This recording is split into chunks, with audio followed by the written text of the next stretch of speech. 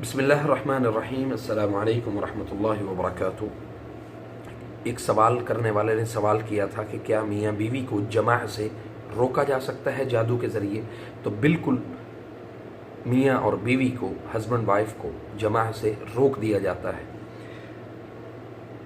ایسا ہوتا ہے، اس کے میں کچھ علامات آپ کے ساتھ شیئر کرتا ہوں۔ ایسا ہوتا ہے کہ جماع کا بالکل وقت قریب ہوتا ہے تو دونوں میں سے کسی ایک کو اپنے ہسبینڈ سے یا ہسبینڈ کو وائف سے، وائف کو ہسبینڈ یا ہسبینڈ کو وائف سے بدبو آتی ہے، جس کی وجہ سے ان کی جو جماع کی خواہش ہے وہ ختم ہو جاتی ہے۔ اسی طرح ہسبینڈ وائف کے درمیان اگر اس طرح کا سحر جادو کیا گیا ہو تو ان کو ایک دوسرے کو دیکھنا گوارا نہیں لگتا، چہرہ جو ہے وہ تبدیل نظر آتا ہے۔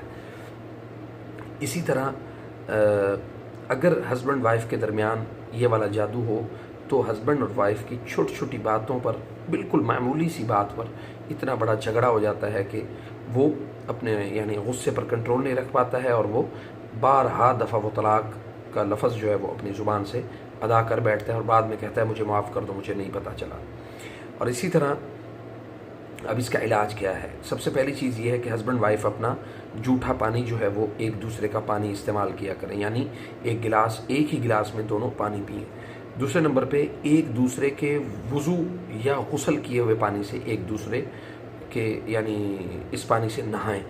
تیسرے نمبر پہ سورۃ یونس کی جو میں پہلے بھی 10 آیات 79 سے 89 تک، اور اسی طرح آخری چاروں قل، اور قل هو اللہ احد، قل یا ایھا الکافرون، قل هو اللہ احد، قل اعوذ برب الفلق، قل اعوذ برب الناس، سورۃ الفاتحہ، آیت الکرسی۔